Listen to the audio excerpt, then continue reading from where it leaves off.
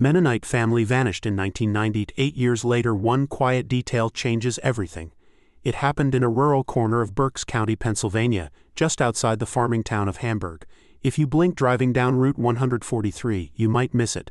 The land stretches out in long, low hills dotted with cornfields, sheds older than their owners, and hand-lettered signs in faded white paint: fresh eggs, honor system, no Sunday sales. It's a quiet place. The kind of place where bad news is met with more silence than questions. And the Graber family, Mennonites, private, plain-dressed, God-fearing, fit perfectly into that silence. They lived on the edge of the wooded stretch locals called Stoffer's Hollow, a name so old no one remembered who Stoffer was. The Graber farm sat at the end of a gravel road that hadn't been on official maps since the late 60s. Their house was modest, unpainted wood siding, a tin roof, and no electricity except for a single generator Elijah Graber used sparingly, usually for repairs. There were 7 of them. Elijah, the father, a man of few words and strong hands, known for fixing farm tools better than the men who built them. Miriam, the mother, quiet, devout, but always watching like she was listening for something no one else could hear. And 5 children, aged 2 to 14. The youngest, Levi, had only just learned to walk that summer. They didn't attend the local Mennonite school. Elijah insisted on home instruction, citing scripture and the dangers of worldly influence. They rarely came into town. When they did, Miriam kept the children close, avoiding small talk.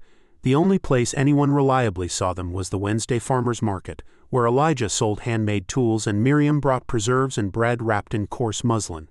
Then, one Thursday morning in September of 1990, a neighboring farmer noticed smoke, thin and white, rising above the tree line near the Grabas land. By the time the fire department arrived, the smoke was gone. So was the Graber family. No fire, no remains, no signs of a struggle. The house was still there, the generator untouched, the barn doors closed, the pantry stocked, but the Grabers were gone. Every one of them, shoes still by the door, dinner dishes still drying in the rack. A small cloth doll lying face down at the top of the stairs. There were no witnesses, no tire tracks, no footprints, just silence, and a house that looked like it had been emptied in the middle of a breath. The Berks County Sheriff's Department investigated. They found no evidence of foul play, but also no explanation. Nothing was missing, no valuables, no food. Even Elijah's tools, his pride and livelihood, were left behind. There was no note. No warning, just a family that had been there, and then wasn't. For years the property sat undisturbed. The local community, tight-knit and deeply religious, quietly agreed not to speak of the Graber disappearance. Some called it God's will. Others whispered about curses or sins brought down through blood. But most simply avoided the road altogether. Time passed. The house sagged. Vines crept across the windows. A raccoon made its home in the attic. The land was listed for auction twice, but no one bought it. Until 1998, it started with a simple photo. A team of volunteer archivists had been scanning old property images for a local historical preservation group.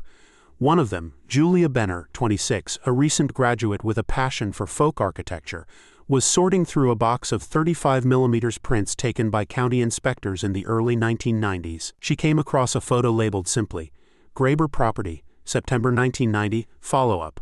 It showed the front of the house intact, the door open, laundry still hanging on a sagging line out front, faded blue dresses, plain shirts, dark trousers, and in the center of the line, partially hidden between 2 larger garments, a bright white t-shirt, not homespun, not hand-stitched, factory-made, with the NASA logo printed across the chest. Julia froze. She knew what she was seeing didn't fit. Mennonites, especially families like the Grabers, don't allow commercial logos.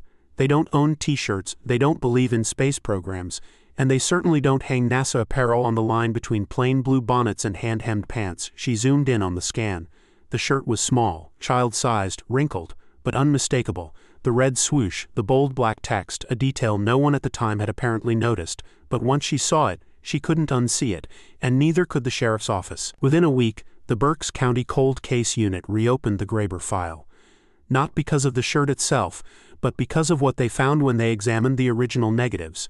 The NASA shirt wasn't in the original print logs. The metadata said the photo was taken at 6:13 a.m. on September 12, 1990, 2 days after the family was reported missing. But when they pulled earlier photos, taken just hours prior during the initial walkthrough, the shirt wasn't there. The line had been empty except for 5 garments. In the 6:13 photo, there were 6. The photo had never been edited. The negatives were intact, but the shirt appeared between frames like someone had placed it there after the fact. or like it had always been there and only now became visible. That was when people started to talk again. About the Graber daughter, Hannah, 14 at the time, who had once been seen sketching strange shapes in the dirt behind the market stalls. About the boy, Silas, 11, who used to say he had a mirror friend who only knew space words. About the mother, Miriam, who once asked a neighbor if dreams could leave footprints. And about a cellar, one that had been sealed from the inside and never officially opened during the investigation. Until now, the cellar hadn't been part of the original walkthrough. In the initial 1990 report, deputies mentioned the entrance, a narrow door behind the kitchen stove, common in older farmhouses, but it had been inaccessible due to collapsed framing. They assumed it led to an old root cellar, filled with debris or sealed off by time and neglect, but when investigators returned in 1998, the house had shifted. Decay had peeled away parts of the inner wall, exposing a rotted seam in the floorboards behind the stove. The frame hadn't collapsed. It had been boarded shut from the inside. The nails were hand-forged, square-headed, uncommon even in 1990. They'd been driven in at angles, crisscrossed like a lattice. Someone had gone to great lengths to keep whatever was down there in. After clearing the boards, a narrow staircase descended into darkness. The air was heavy, dry, and completely still. No wildlife, no moisture, just silence. The team descended with floodlights and respirators. The stairs creaked but held. The cellar was surprisingly deep, deeper than the house should have allowed, carved directly into limestone. The walls weren't brick or cinder. They were raw hand-hewn stone, marked in places with unusual indentations, as if someone had once tried to carve symbols but abandoned the effort. The room at the bottom was no more than 12 feet across.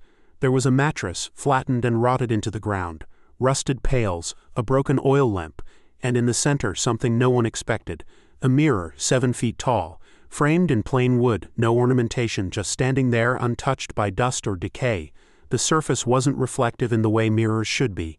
It was darker, like polished slate, absorbing light instead of bouncing it. Investigators reported seeing their own faces, but delayed, as if the image arrived a half-second too late. One agent, Dennis Roll, placed his hand on the surface. He immediately pulled back and began breathing heavily. He claimed he felt heat, not from the glass, from behind it, like standing near an oven door. He couldn't explain it. No source of electricity or temperature shift was found. But what chilled them more was what lay behind the mirror. When one of the officers shifted the light, they noticed a glint of metal at the base. It was a photograph half buried in the dirt, preserved in a small plastic sleeve. It showed a group of children, 5 of them, all dressed in plain clothing, all standing in front of the Graber house. The photo looked decades older than 1990, likely from the 1950s or 60s. But on the far left of the photo, partially cropped out, was a child wearing a white shirt, zoomed in, enhanced, light-corrected. The logo was unmistakable, NASA, but NASA wasn't founded until 1958. The paper the photo was printed on had a watermark. Kodak. Manufactured in 1954, it wasn't possible, and yet, there it was. Word of the photo didn't stay buried for long. Archivist Julia Benner, the same one who spotted the original NASA shirt in the laundry line photo, was brought in to assist. She spent hours in the basement reviewing the room, the mirror, the angles, and something began to gnaw at her. The walls weren't symmetrical. The room looked square, but when she measured it, one side was longer than the other by nearly 3 feet. An optical illusion, until she tapped the stone. One section of wall sounded hollow. They brought in ground-penetrating radar. It confirmed the impossible. A second chamber, directly behind the mirror, sealed with no visible point of entry, no door, no break in the stone, just mass behind mass. Permission was requested to excavate. The Bureau got involved quietly. A perimeter was set. On the third night of excavation, just after midnight, the lights failed. Power from the generator cut out entirely. But the cameras kept rolling. On battery backup, what they captured was brief and never made public. One camera, aimed at the mirror from 20 feet back, recorded exactly 3 seconds of footage before cutting to black. In those 3 seconds, the surface of the mirror shifted, not cracked, not rippled, shifted, like the glass was turning, showing a different angle. And for a moment the reflection didn't show the basement, it showed sky, dark, starless, unnatural sky, and the silhouette of a small figure, standing with arms at its sides. When the footage resumed, the mirror was unchanged, cold still. But on the ground in front of it lay something new, a scrap of fabric child-sized, torn, with the same NASA logo as the one from the clothesline. That night, Julia Benner packed her things and drove home. She never returned to the site, but 1 month later, she submitted a letter to the Berks County Historical Society.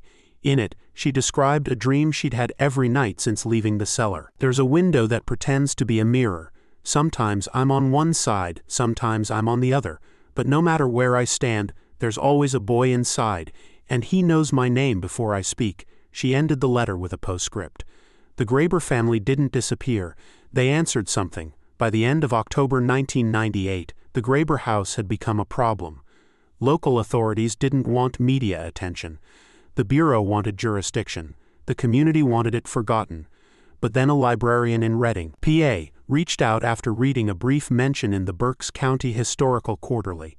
Her name was Evelyn Krause, 67, a lifelong genealogist and record keeper with a peculiar memory for names in margins. She requested to speak with the investigative team, specifically about Hannah Graeber, the oldest daughter. Evelyn claimed she'd seen Hannah's name once before, in a notebook donated anonymously in the early 90s. It was part of a Mennonite family Bible collection. No one cataloged it properly. It had gone into storage with hundreds of other unlabeled donations, but she remembered one thing clearly. The notebook had drawings, not like school notes or scribbles, drawings of rooms that didn't quite make sense, angles that bent wrong, stairs that twisted, windows that faced inward, and near the back of the book a page with two names, Hannah G., the one inside. She pulled the notebook from storage. It had no author. The pages were stained. A few were torn, but the hand-drawn floor plans unmistakably resembled the cellar. Not as it had been shown in photos, but as it truly was, with its false walls, its asymmetry, the mirror's position. And on one page, dated August 4, 1990, just over a month before the disappearance, was a detailed sketch of the mirror, captioned with one phrase, "Where he speaks from. This changed everything." Because there was no public record of the mirror, not in any documentation from 1990, not in any file or statement, which meant Hannah drew it before anyone else knew it existed. Investigators requested handwriting analysis. The notebook's ink was consistent with 1990s-era ballpoint. The drawings were childlike but unnervingly consistent, especially in how they represented space. One expert said they resembled non-Euclidean perspective, a concept most adults struggle to grasp. But that wasn't the worst part. The notebook had originally been scanned in 1994 and placed in a digital archive for internal university use. One of the cold case agents pulled the archive copy for comparison. That's when they discovered something that made them stop the investigation for 5 days. The scanned version, from 1994, was different. It was missing 5 pages, the pages that had now reappeared in the physical version. The mirror sketch, the he speaks note, the mention of the one inside, none of it had been there before. And the scans were verified, no corruption, no edits. The files were untouched for 4 years. So how did the physical copy have pages that didn't exist in the scan? The lead archivist, under oath, said the notebook hadn't been touched since 1994, unless it had been altered from the inside.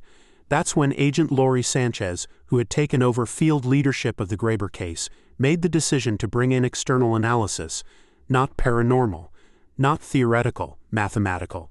A private contractor, Emil Dox, a spatial computation specialist, was brought in to model the basement using 3D litter mapping. When he ran the scans, he paused, ran them again, and again. He said the system was behaving strangely, not glitching, just looping. The room kept generating 3-dimensional renderings that didn't match any physical layout. From above, the room measured 12.4 feet wide, but when the scanner rotated the model by 180 degrees, using the same data, the room measured 13.7 feet. Impossible. Same coordinates, same data points, but different answers depending on angle of approach. Emil adjusted the software to force a flat projection. The result? An anomaly, a kind of density well beneath the floor behind where the mirror stood.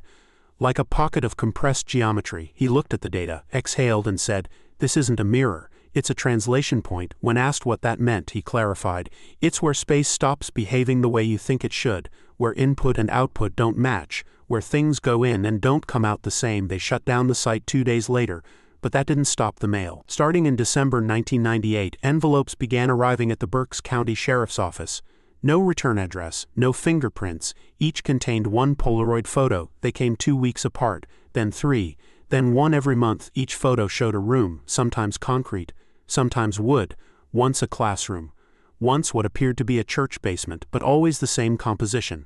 A child-sized figure in the distance, blurred, motionless, face turned, and a mirror nearby. The last photo, arriving in April 1999, showed what looked like a family kitchen. 1970s wallpaper, plastic tablecloth, and in the reflection of the window pane, a NASA shirt, not hanging, not folded, worn by a child, facing the window, and directly across from that child, outside the reflection, a dark silhouette, tall, still, exactly where no one should be standing. One deputy quit the case after that. The photos were never officially archived, but Agent Sanchez kept copies. She stored them in an unmarked envelope in her personal safe, and years later, when she was asked what happened to the Graber family, she simply said, "They didn't vanish, they made contact. The property remained officially sealed. Unofficially, people still visited. One of them was Orville Detweiler, the Graber's closest neighbor, though by rural standards, that meant he lived nearly a mile away down a gravel track lined with collapsed fences and rusted wire. Orville was 72 at the time, a man of fixed routines and deeper silences. He had known Elijah Graber since boyhood. They'd never been friends exactly, just men who shared geography, tools, and distrust of the modern world. He had also been the first to see the smoke on the morning the family disappeared. Orville hadn't spoken much during the initial investigation, but in January 1999, 9 years after the Graber family vanished, he contacted the sheriff's office on his own. He asked to speak privately, not at the station, not with reporters, just one-on-one with Agent Sanchez.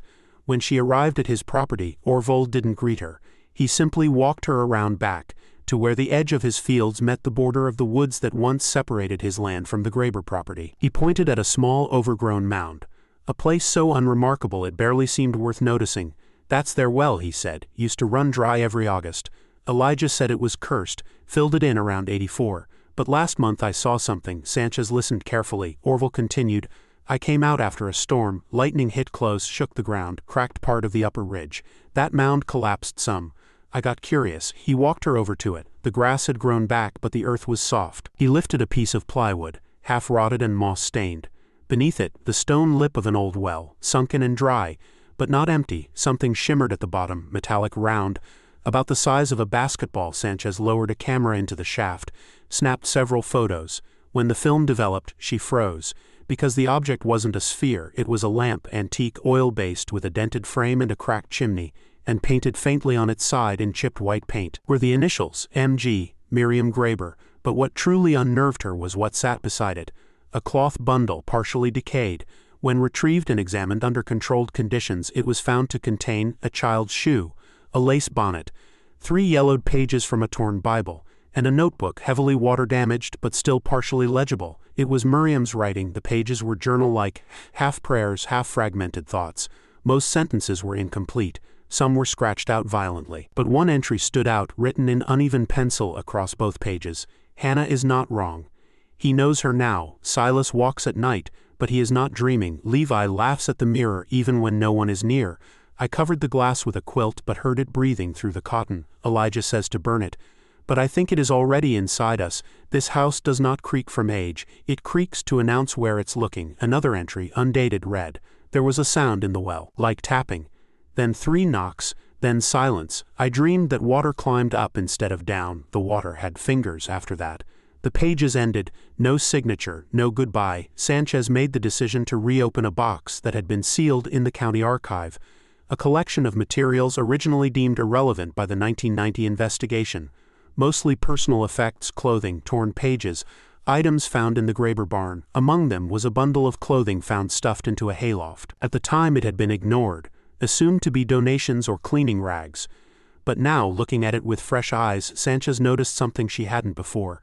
A piece of fabric folded tight between 2 sleeves. She tugged it loose. It was a patch embroidered cheap, the kind kids sewed onto backpacks or jackets. It showed a stylized rocket above it, the words "Space Camp, Huntsville, Alabama." The patch was dated 1987, but the Graber children were homeschooled. Mennonite, they had never left Pennsylvania. They had never been registered for any camp, especially not one in Alabama. Even more disturbing, the patch had been cut in half, as if someone had sliced it down the middle. The other half was nowhere to be found.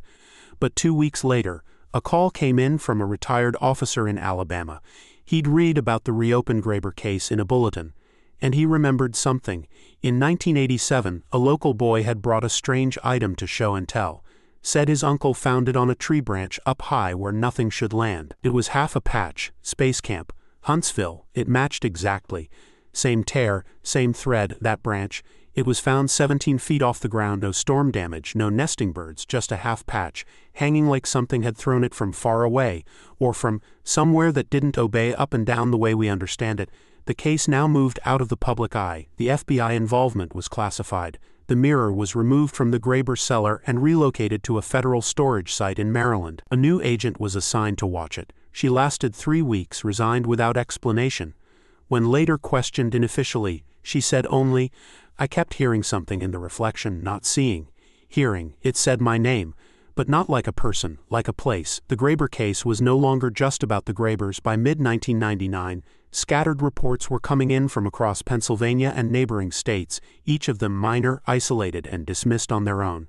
But Agent Sanchez began to see patterns. Threads. It began with a janitor. Glenn Morgan, 58, had worked at Marlow Township Elementary since 1983. A quiet man, former welder, 2 grandkids in the school system. One day, while cleaning out the lost and found closet at the end of the school year, he came across something that didn't belong. At the bottom of the bin, under lunchboxes and scuffed sneakers, was a folded white t-shirt, small, child-sized, rad new, still creased like it had come off a shelf, but the tag had been cut out. No brand, no size, just the shirt with the NASA logo printed clearly across the chest. Glenn didn't think much of it at first. He set it aside with other unclaimed clothes, but when he came back the next morning, the shirt was gone. He assumed someone took it, until he opened the janitor's closet and found it hanging on the inside of the door. He hadn't put it there, and no one else had access. He brought it to the principal. They laughed it off. Kids playing games, until Glenn checked the hallway security footage. The cameras weren't high quality, black and white, grainy, motion triggered. But between 1:14 and 1:16 a.m. the night before, the system registered motion in the back hallway outside the lost and found. No staff, no cleaners, just a single image. A frame 3 seconds long, of a child-sized figure standing perfectly still outside the door. The figure was blurred, the face indistinct, but the shirt was clear, white, with the NASA logo. When the footage resumed, the hallway was empty. Sanchez got hold of the footage. She ran it through enhancement software used in missing persons investigations. The results came back inconclusive, no match to any known individual, but one anomaly caught her attention. The child's height in the frame was recorded at approximately 4 feet 6, but the shadow cast on the wall behind him measured over 6 feet and moved slightly, even as the child stood still, like the shadow belonged to something else. Meanwhile, in Lancaster County, less than 50 miles from the Graber home, a teacher at a private Christian school reported a disturbance during a morning class. One of her students, a boy named Ezra, 9, began screaming when shown a slide projector image of early astronauts during a lesson. Not crying, screaming. He had no history of trauma, no previous episodes. When asked what frightened him, he said, "That's the mark, that's what she covered the mirror with." But it still looked through. His parents, devout Mennonites, were called in. They claimed Ezra had never seen a NASA logo before. No TV, no magazines, no outside media. The teacher pressed further. Ezra told her a story that sometimes, when he slept, he saw a room, stone walls, cold floor, a lamp that didn't light, and a girl, about his age, wearing an old-fashioned dress, drawing on the walls. "She says her name is Hannah," he told the teacher. The school didn't know what to do with the story. They wrote it off as imagination, but the teacher never forgot, especially because 3 days later, Ezra disappeared from the school grounds, vanished during recess. His coat was still on the bench, his boots still at the entrance, but the cameras, pointed at every exit, never showed him leaving. Just one frame, 11:36 a.m., a blank spot. 1 second of static, then normal footage again, and Ezra was gone. When Agent Sanchez reviewed the footage, she froze. Because in that exact same second of static, if you brightened the frame and increased contrast, you could see something faint. A rectangle, just behind the tree line, perfectly vertical, almost mirror-like. She returned to the Graber property one last time. Not the house, not the cellar, the tree line. She walked the outer ring of Stouffer's Hollow, where the forest grew unnaturally thick. She looked for anything that stood out, and after an hour of walking, she found it. A tree, cedar-deep gash in the bark like lightning had split it years ago. But it wasn't a burn mark, it was smooth, too smooth, like something flat had leaned against it for a long time, and embedded just under the bark, glinting in the light. She found a fragment of something black and polished, glass mirror-like, only it wasn't reflective. It was absorbing light and cold.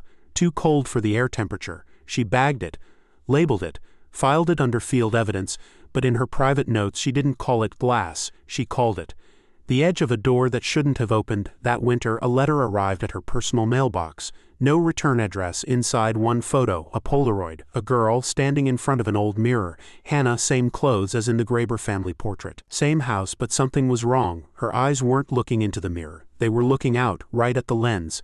And behind her, in the glass, a hand not hers, long, thin, reaching, holding a NASA shirt by the collar. The photo of Hannah marked a shift. Until then, the investigation, if you could still call it that, was driven by questions: where did they go? Who took them?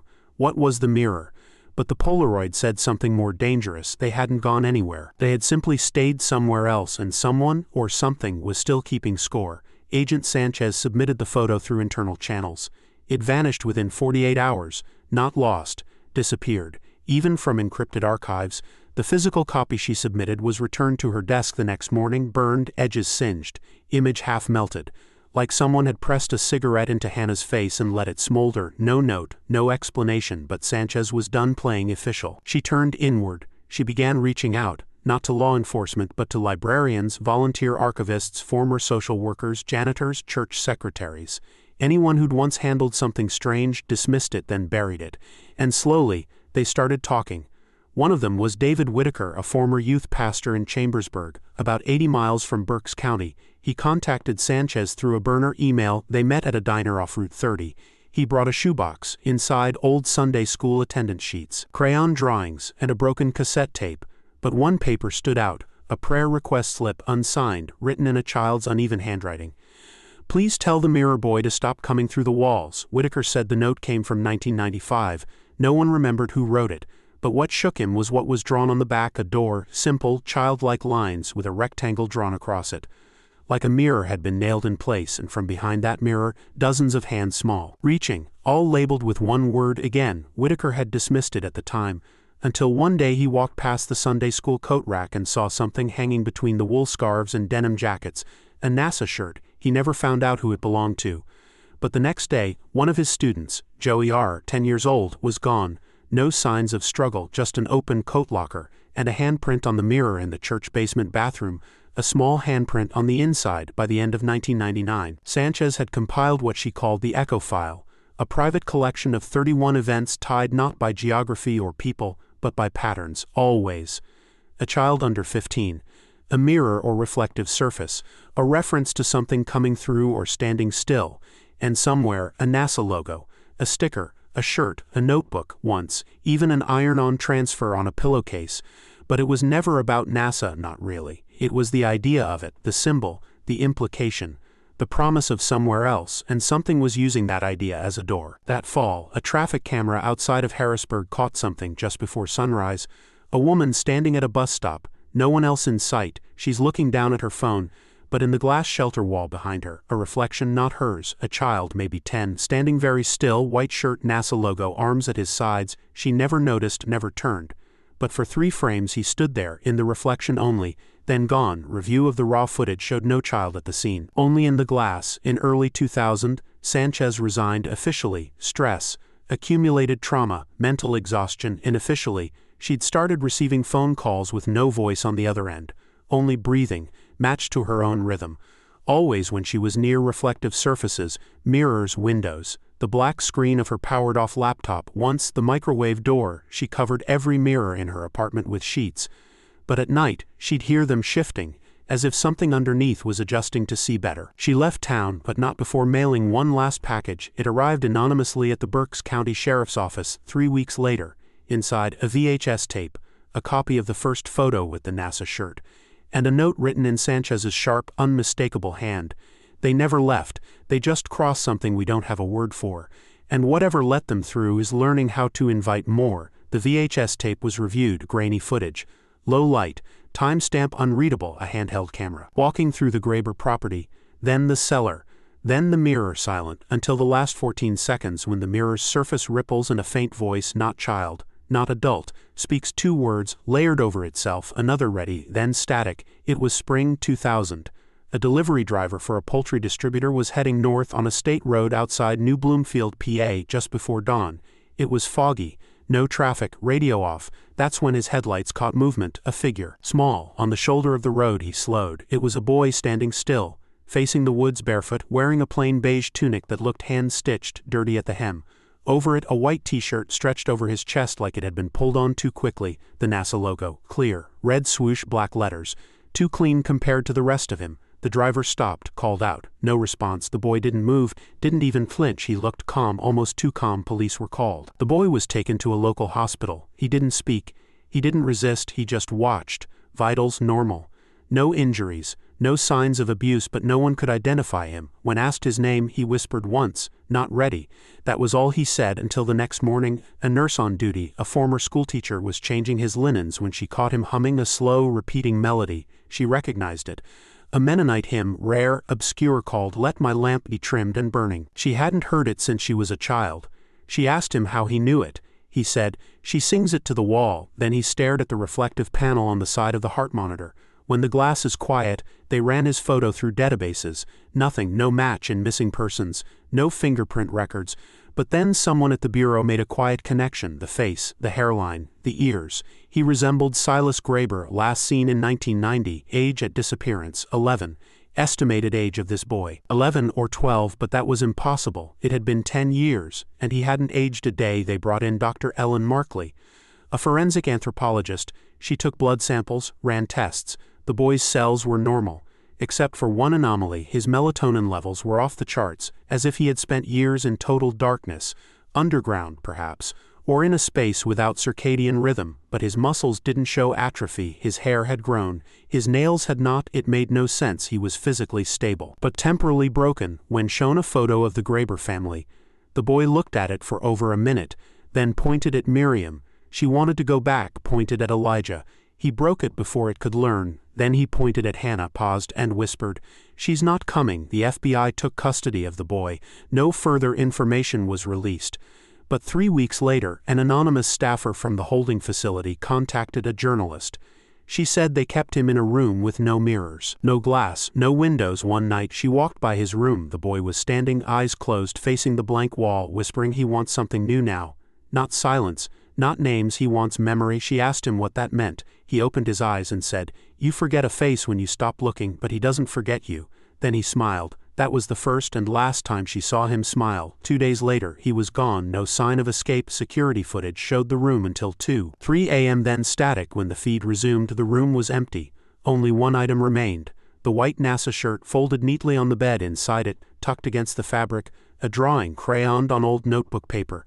4 stick figures, a man, a woman, 2 children, and in the corner of the page a mirror drawn as a tall rectangle with 2 lines inside it, and written across the glass in a child's shaky hand: "Where I waited, where I learned, where I can go back, if I bring others." By mid-2000, the investigation had gone underground, not metaphorically but institutionally. Files sealed, names redacted. The mirror was never spoken of again in official language. It became Object 44R in internal memos. The Graber case, now labeled inactive persistent, was formally closed, but the phenomenon didn't stop. Case: Kim Reynolds, 34, stay-at-home mother, Lidditz, PA, no known connection to the Graber family. She had never heard of them until her 6-year-old daughter, Lacey, began drawing pictures of a girl in plain clothes with a dirt face who lived behind the oven. The drawings were detailed, too detailed.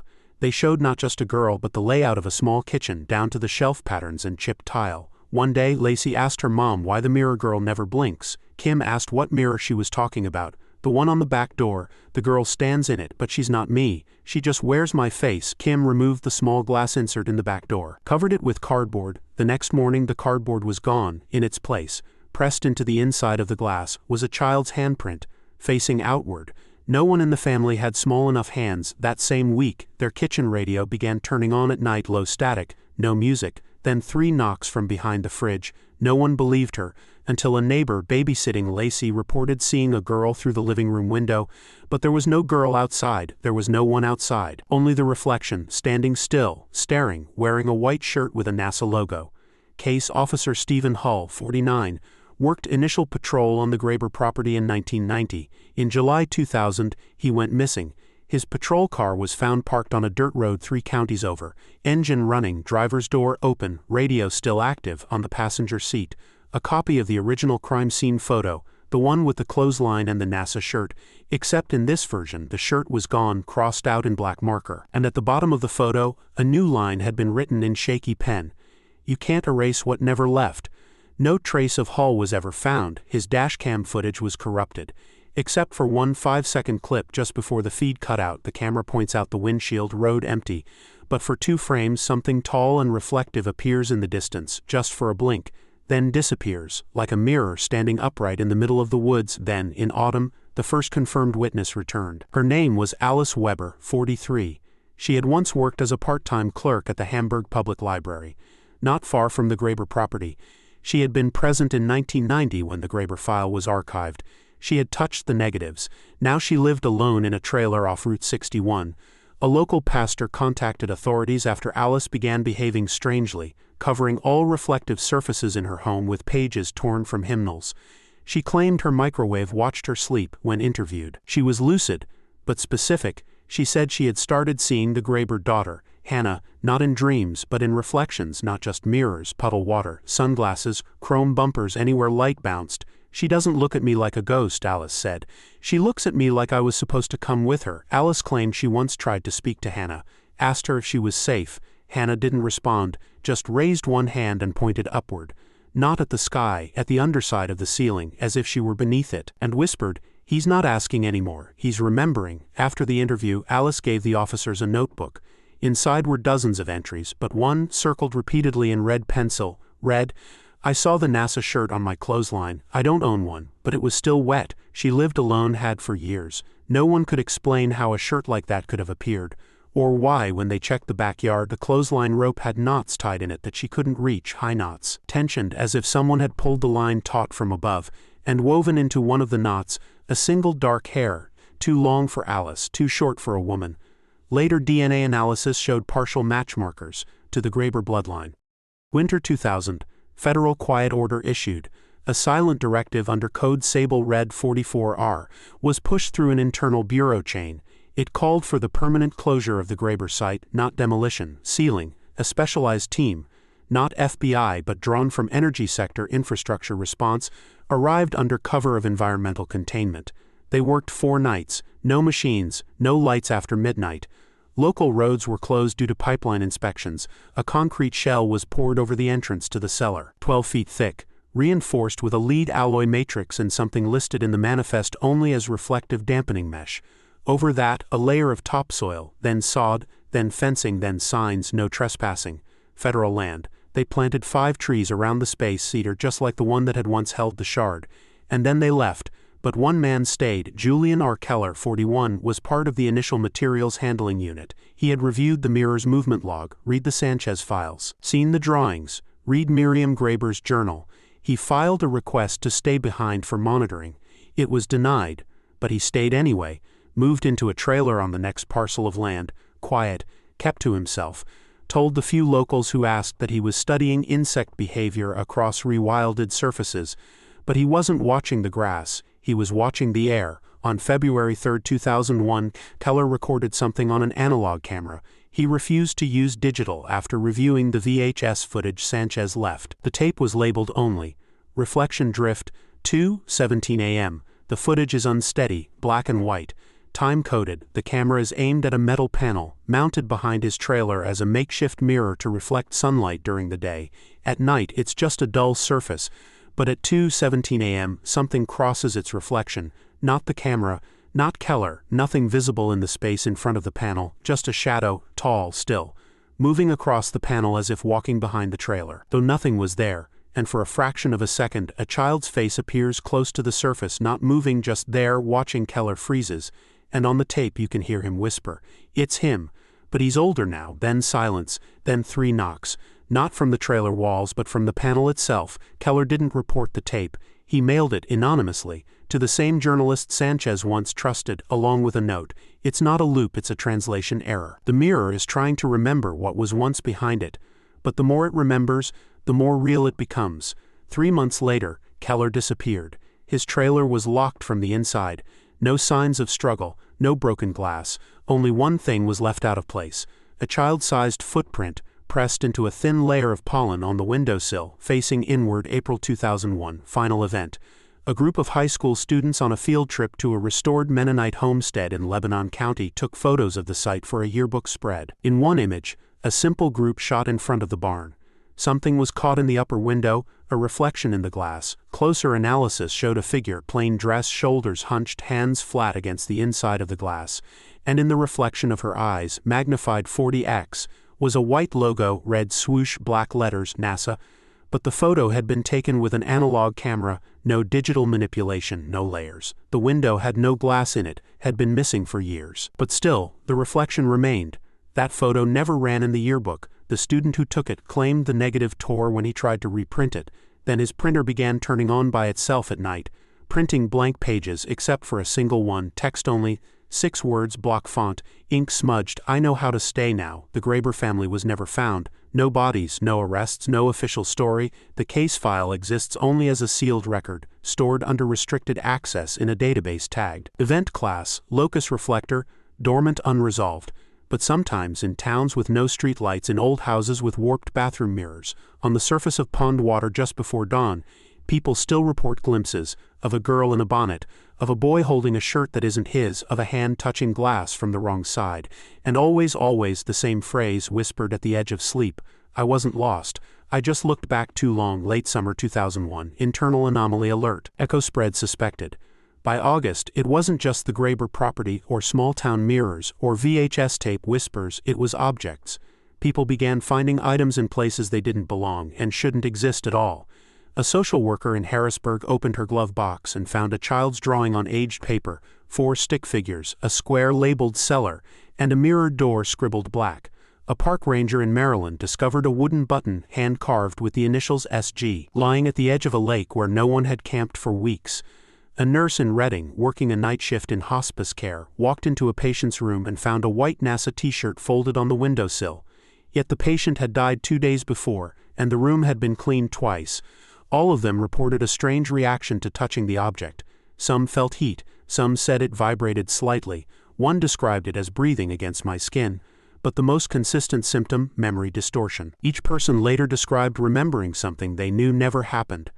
A hallway that didn't exist in their childhood home. A twin brother they never had. A treehouse they remembered climbing out of, into a room. A linguist in Pittsburgh reviewed transcripts of all affected witnesses and found repeated phrases in their speech. Behind the door, he heard me thinking, it's looking from the wrong side, I forgot the way out, so I stayed still. And once, from a woman who had only touched a shard of mirror glass for less than 2 seconds, I said my name, but the mirror didn't give it back. Autumn 2001. Mirror 44R is quiet. Too quiet. The object, now stored in an underground facility in Maryland, was reviewed weekly, temperature stable, surface inert. But the feed, a live analog loop, began producing static at the same time every night, 3:11 a.m. to 3:16 a.m. No signal loss, just signal interference. When the tech team enhanced the static visually using frequency-mapped spectrography, a pattern appeared, faint vertical lines. Dozens of them, too regular to be noise. The pattern repeated exactly every 7.2 seconds. It wasn't random, it was code, or attempted communication. When mapped into visual space, it formed a child's silhouette, the same shape seen in the Graber basement photo, the one in the Sunday school drawing, the traffic cam, but now, no longer still. In this version, the child's head is tilted, and the hands are not at the side, they're pressed to the glass. November 3, 2001, controlled reflection incident. Washington, D.C., in a high-security internal conference room, a presentation was held about cognitive residue exposure. As part of the presentation, a 16 by 20 polished stainless steel board was brought in for demonstration, meant to show how residual fields from event sites do not imprint onto non-glass surfaces. For 30 minutes, the board was inert. Then, at 11:37 a.m., while a projector malfunctioned and room lights dimmed, a handprint appeared, not pressed from the outside, rising from within the polished surface, visible to everyone. Room temperature dropped 5.7 degrees Fahrenheit in 9 seconds. Multiple attendees reported a high-pitched sound, though no microphones picked it up. On video, no anomaly. The board remains still, but on a Polaroid photo taken by a clerk during the demo, the print is visible, and beneath it, faint scratches too shallow to be read with the naked eye, but under magnification. "Where's Hannah?" I remembered first, December 2001. The boy returns. 3 days before Christmas, a traffic cop in rural Ohio responded to a call about a barefoot child walking along the berm of Route 6. He was wearing a white shirt over it, a tattered beige tunic. No ID, no injuries. When asked for his name, he didn't speak. He just pointed at the cop's reflective sunglasses. The officer later said, "It wasn't that the kid looked scared, it was that he looked used to it." Like this was just one more version. At the station he remained silent, until he was given a glass of water in a metal camping cup. When he looked into it, he smiled faintly and whispered, "Still here." Then he said something that was never released publicly, only described in internal notes by the lead investigator, paraphrased. "You stopped listening when the mirrors went still, but they were never quiet. You just stopped being able to hear your own echo." That night, the boy vanished, same as the last one, no trace, except the camping cup left behind had new markings etched inside, fingernail scratched, a date, October 13, 1990. The day the Graber family vanished, and under it, a child's scrawl. "Not the last." February 2002, retired agent finds mirror at yard sale. His name was Harold Bix, 67, worked field surveillance for 29 years. Took early retirement 6 months after reviewing the Graber file in '94, never said why. Moved to Virginia, lived alone, didn't talk bureau anymore, until one Saturday morning at a local yard sale he found a mirror. Rough frame, warped glass, hand-sized. Seller said it came from an estate sale in Pennsylvania. Harold bought it, mounted it in his shed where he worked on model planes, and for 3 nights everything was fine, until the 4th night when the reflection changed. It was subtle at first. The shed appeared smaller, the paint on the wall behind him gone, instead wood paneling, old, yellowed. Like from the early 1990s. Harold stepped away. The reflection stayed. He turned off the lights. Still, the room in the mirror glowed faintly, like it was being lit from behind the glass. He told no one, didn't sleep for 2 days. Then he sat in front of it and did what no agent was ever trained to do. He talked to it. He asked, "Who's left?" And the reflection flickered. A doorway appeared in the mirrored room, and someone walked past it. A child, long hair, small shoulders. She stopped, turned, looked straight at Harold, and for a split second she smiled, not like a ghost, not like a warning, like recognition, like she knew him, and in her hand she held something. A NASA t-shirt, but folded into the shape of a bird. Harold unplugged all electronics, smashed the mirror with a hammer, but when he came back later to throw the shards away, the mirror was intact. No cracks, no dust, just whole again. But this time the reflection showed not the shed but a basement, the basement, and on the floor a chair, on the chair the folded shirt, and behind it, barely visible, a shape standing in the dark, unmoving, watching, waiting. Spring 2002. The girl speaks. Multiple unconnected reports came in from upstate New York, Michigan, and Ohio. Children between the ages of 6 and 9 began describing a new imaginary friend. They all called her Hanny. They all drew her the same way, bonnet, long sleeves, no face, one hand always reaching forward.